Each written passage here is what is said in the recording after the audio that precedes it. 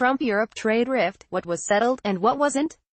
Washington, AP. To the relief of many, the United States and Europe have agreed to avert a trade war over autos and to work toward removing other barriers to trade. Yet the truce reached Wednesday by President Donald Trump and European Commission President Jean-Claude Juncker after a White House meeting produced few details and no commitments. And it didn't begin to address other Trump-led trade conflicts, notably with China, that have already hurt many U.S. companies.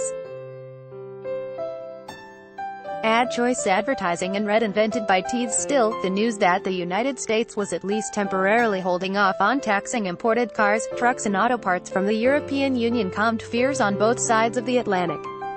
The easing of tensions was warmly embraced after a drumbeat of intensely belligerent rhetoric from both sides. Advertisement. It's not clear at this point where all this is going and how long it will last, Simon Lester, a trade specialist at the Cato Institute, wrote on the libertarian think tank's blog Thursday. But one day of trade peace is nice after months of harsh rhetoric and escalating tariffs.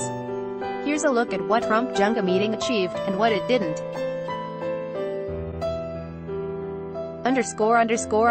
What did Trump and Juncker agree to? Most important, they agreed to suspend a looming trade war over autos.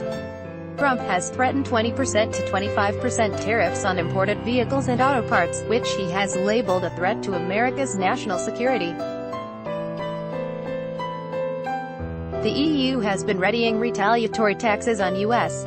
products. Now, those tariffs are on hold as long as the U.S. and EU keep talking in good faith. Trump had faced a backlash against his threatened auto tariffs on Capitol Hill, especially from lawmakers whose constituents would stand to suffer. Sens. Doug Jones, Diala, and Lamar Alexander, R10, introduced legislation that would delay the tariffs by requiring the Independent International Trade Commission to first conduct a study of the auto industry. The US and EU also agreed to start talks intended to achieve zero tariffs and zero subsidies on non-automotive industrial goods. And the EU agreed to buy more US soybeans and to build more terminals to import liquefied natural gas from the United States. Advertisement. The two sides said they would seek to resolve a dispute over steel and aluminum. The U.S. has imposed tariffs on the metals, again justifying the action on national security grounds. These tariffs, effectively a tax on imports, have hurt many American manufacturers that require imported steel and aluminum to build cars, boats, machines and many other goods. The EU has counterpunched with tariffs on U.S. products. Wednesday's meeting raised at least the prospect that those tit-for-tat tariffs would be lifted. But it's hardly assured. No firm dates were set for future talks on the U.S. steel and aluminum tariffs, and Trump, who has frequently changed course for little apparent reason, could always decide that the tariffs should remain in effect after all.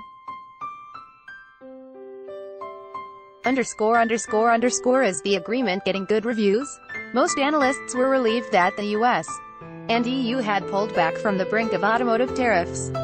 But most were also underwhelmed by the lack of detail or formal commitments. If history is a guide, the US-EU talks on freer trade could stall as the Union's 28 member states register objections to specific market opening proposals and U.S. companies start raising demands on the negotiators. These things become Christmas trees with everybody hanging things on them, said Philip Levy, a senior fellow at the Chicago Council on Global Affairs and a former White House trade advisor. Levy cautioned that it would be wildly unrealistic to expect a big breakthrough on US-EU trade. Advertisement. It's also possible that the mercurial Trump could grow impatient with progress and hit Europe with auto tariffs after all. In May, analysts recall, Treasury Secretary Steven Mnuchin announced a ceasefire in a trade war with China after Beijing, like the EU on Wednesday, had agreed to buy more U.S. soybeans and liquefied natural gas. The truce lasted just days. In the end, Trump, retreating in the face of criticism that he had gone soft on China, declared the hostilities back on again. Moreover, even before Wednesday's agreement, the EU was likely to buy more U.S. soybeans. That's because China, by far the largest market for the crop, has imposed retaliatory tariffs on U.S. soybeans, causing sales to shrink.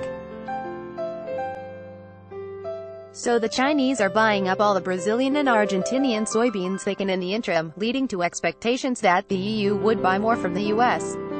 Still, the EU's purchases won't come close to making up for Beijing's cutback in purchases of US soybeans. Where does this leave other disputes between the US and its trading partners? The Trump-Juncker rapprochement did nothing to resolve America's conflicts with the rest of the world. Other trading partners, including Canada, Japan, Mexico and South Korea, still face the threat of auto tariffs, which could land as early as September. The reverberations would be enormous. The EU accounted for just 22% of U.S. auto imports last year. Canada and Mexico combined for 47%. The U.S. steel and aluminum tariffs remain in place. And the United States is still locked in trade war with China.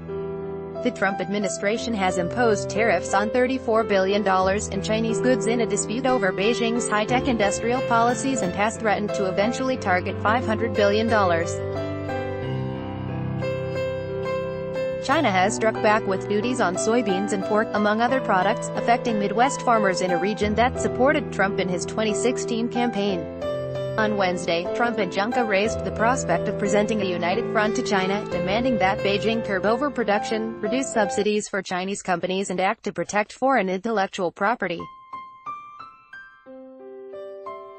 If the West is not nipping at each other, they can turn toward China, said Timothy Keeler, a lawyer and former chief of staff for the U.S. Trade Representative.